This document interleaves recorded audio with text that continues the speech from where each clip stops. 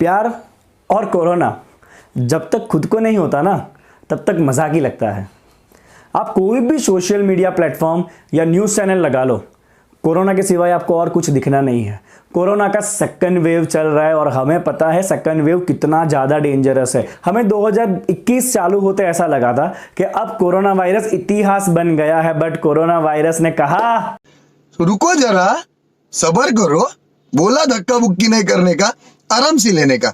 हाँ, देखिए, प्यार तो मैं आपको समझा नहीं सकता हूं, बट कोरोना वायरस से जुड़े हुए कुछ टर्म जैसे कि strain, double mutation, triple mutation, vaccination, ये सब चीजें क्या है, अगर ये आपको समझना है, अगर आपको अपना नॉलेज थोड़ा सा बढ़ाना है ना, तो इस वीडियो को अंत तक देखिएगा। तो सबसे पहले ये जान लीजिए कि वायरस क्या है। वायरस हमने आम जिंदगी में बहुत बार सुना है, बुखार हो जाता है, डॉक्टर कहते हैं वायरल इन्फेक्शन है और वो थोड़ी सी दवाई खाने से ठीक हो जाता है। तो साला कोरोना ऐसा कैसा वायरस है जो फैलता ही जा रहा है, जो ठीक होने का नाम ही नहीं ले रहा है। जिस तरह से कुत्ते का बच्चा कुत्ता होता है और इंसान का बच्चा इंसान ही होता है, इसके पीछे का कारण है डीएनए। हाँ, वही डीएनए जो आप क्राइम सीन के अंदर देखते हो कि इनका डीएनए टेस्ट करवा लो, पता चल जाएगा ये कौन है ना। तो डीएनए हम सबकी एक आइडेंटिटी होती है। अब डीएनए बना होता है जीन्स का, ना ये जीन्स नहीं जो हमने पहनी है, ठीक है। जीन्स एक तरह के केमिकल्स है जिनके एक पर्टिकुलर क्रमांक में जुड़ने से एक डीएनए बनता है। वायरस भी इसी तरह का एक जेनेटिक कोड है जिनका सतह बना होता है प्रोटीन से, और इस सतह को हम कहते हैं एंटीजन। वर्ड पे थोड़ा गौर करिएगा, आगे बहुत बार हम इसको काम में लेने वाले हैं। वायरस जब तक शरीर के बाहर है तब तक निष्क्रिय होता है, बट जैसे ही इसको एक जीवित सेल मिल गया, मतलब जैसे ही वो अपने शरीर के अंदर आ गया ना, उसके बाद खत्म, bye bye, tata, goodbye, गया। अब समझते हैं भाई ये स्ट्रेन क्या है। आपने सुना होगा UK strain, Brazil strain, Africa strain. Strain क्या है? तो वायरस के अंदर, जैसे मैंने आपको बताया कि एक डीएनए का कोड होता है, एक जेनेटिक कोड होता है। अगर इस कोड के अंदर कुछ भी बदलाव हुआ तो वायरस अपना स्वरूप बदल लेता है और इस नए स्वरूप को हम कहते हैं एक नया स्ट्रेन। अब आप पहुंच चुके हो एक बहुत इंपॉर्टेंट टर्म समझने पे, जिसको हम म्यूटेशन कहते हैं। न्यूज़ में देखो आप, डबल म्यूटेशन चल रहा है और अभी किसी किसी राज्य के अंदर तो ट्रिपल म्यूटेंट भी मिला है कोरोना वायरस का। तो म्यूटेशन का मतलब ही है कि जब ये स्ट्रेन बदलता है, जब डीएनए के अंदर, जब डीएनए अपने आप को कॉपी करता है, जिस तरह से हम जेरोक्स करते हैं ना डॉक्यूमेंट का, इसी तरह से डीएनए भी अपने आप को कॉपी करता है। और इस कॉपी करते वक्त अगर कुछ भी एरर आ गई ना, तो इसको कहा जाता है म्यूटेशन। जैसे कि आपने देखा होगा कि कोई रेड कलर का फ्लावर है, उसका एक पेटल या एक पंखुड़ी जो है वो व्हाइट कलर की हो जाती है, ठीक है। और कुछ एनिमल्स होते हैं, कुछ डॉग्स होते हैं जिनके ऊपर कुछ अलग अलग कलर के पैचेस बन जाते हैं। तो ये जो बनता है ना, ये बनता है क्योंकि उनके डीएनए के कॉपी के वक्त कुछ एरर आ जाता है, जिसको हम म्यूटेशन के नाम से जानेंगे, ठीक है। मैं आपको एक राज की बात बता देता हूं, गोरिल्ला, चिंपांजी और इंसान, ये तीनों म्यूटेशन का ही नतीजा है। तीनों के पूर्वज जो है ना वो एक ही तरह के हैं, बट उनके डीएनए में थोड़ा थोड़ा चेंज होने की वजह से आप देख लो तीनों अलग अलग स्पीसीज बन गई है आज। अब ये समझ लीजिए कि कोई भी वायरस अगर हमारे बॉडी में आया तो हमारा बॉडी कैसे रिस्पॉन्ड करेगा। तो बॉडी का जो इम्यून सिस्टम है उसमें एंटीबॉडी होते हैं, और ये एंटीबॉडी वायरस के सतह, जिसको हमने एंटीजन बुलाया था, उसके ऊपर जुड़ेंगे और उस वायरस को करते हैं निष्क्रिय। अब ये म्यूटेशन दो तरीके से होता है।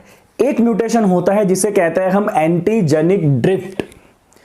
अब डीएनए के अंदर जो कोड है, वायरस के अंदर जो डीएनए है उसका जो जेनेटिक कोड है, अगर वो कोड बदल जाएगा तो उसकी वजह से सतह बदल जाएगा और एक नया वायरस बन जाएगा जिसे हम कहते हैं एंटीजेनिक ड्रिफ्ट। कोविड वायरस जो अपने आप को म्यूटेशन कर रहा है ना, उसमें ये एंटीजेनिक ड्रिफ्ट नहीं होता है। तो फिर कोविड वायरस में क्या हो रहा है? कोविड वायरस में होता है एंटीजेनिक शिफ्ट, और दूसरा एक बहुत इंपॉर्टेंट है जिसे कहते हैं जूनोसिस। अब डबल म्यूटेशन में क्या होगा, तो दो अलग अलग कोरोना वायरस के स्ट्रेन जब एक ही बॉडी के अंदर जाएंगे तो दोनों अपने अपने आरएनए, जो हम जेनेटिक कोड कहते हैं, कोरोना वायरस का जो जेनेटिक कोड है वो आरएनए बनाता है, ठीक है ना। ओके, अब ये दोनों आरएनए जब एक दूसरे के साथ मिलेंगे, दोनों एक दूसरे के साथ रिकंबाइन होंगे और एक नए तरह का वायरस बनाएंगे जिसका एंटीजन, जिसका सतह पूरी तरह से अलग होगा।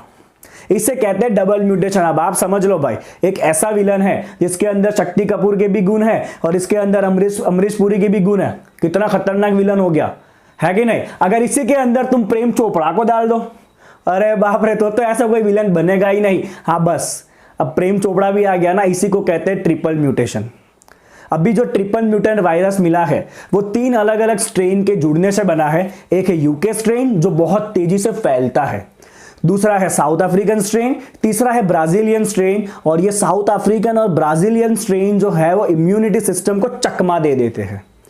इसीलिए जो वैक्सीन अभी लगाई जा रही है, शायद वो वैक्सीन आगे जाके ट्रिपल म्यूटेंट वायरस पे काम करे भी या ना भी करे। साइंटिस्ट को कंटिन्यूसली ये वैक्सीन को अपडेट करते रहना पड़ेगा, ताकि कोरोना वायरस जो अपने आप को म्यूटेशन कर रहा है, अपने आप को बदल रहा है, उसके सामने ये वैक्सीन भी अपने आप को बदले और उस वायरस को निष्क्रिय करता रहे। एक और टर्म जो मैंने आपको कहा था, जूनोसिस। तो कुछ वायरस जो खाली कुछ प्राणियों के ऊपर असर करते हैं, वो वायरस जब अपने आप को म्यूटेशन करते हैं तो वो फिर इंसान को भी असर करने लगते हैं। आपने सुना होगा कि कोरोना वायरस चमगादड़ में से आया है। मतलब यह है कि कोरोना वायरस पहले चमगादड़ को ही असर करता था, पर ये म्यूटेशन की वजह से अब ये इंसान को भी असर कर रहा है। और ये एंटीजेनिक शिफ्ट और जूनोसिस, ये दोनों मिलकर कोरोना वायरस को एक पैंडेमिक बना रहे हैं, और इसी वजह से कोरोना वायरस को खत्म करना मुश्किल हुए जा रहा है। तो जिस तरह से कोरोना वायरस अपने आप को म्यूटेट कर रहा है, अपने आप को बदल रहा है, हमें भी अपने आप को थोड़ा स्मार्ट करना पड़ेगा, म्यूटेट करना पड़ेगा, मास्क कंटिन्यूसली पहनना पड़ेगा और सैनिटाइजर का उपयोग करते रहना पड़ेगा। 2 गज की दूरी बहुत ही जरूरी है, ताकि हम कोरोना वायरस को स्प्रेड होने से रोक सके और इसको जितना बने उतना जल्दी हम नॉर्मल कर सके। Thank you so much. अगर आपको ये वीडियो अच्छा लगा हो, आपको इन्फॉर्मेशन मिली हो इस कोरोना वायरस के बारे में, तो प्लीज अपने दोस्तों के साथ इस वीडियो को जरूर शेयर करिए। Thank you.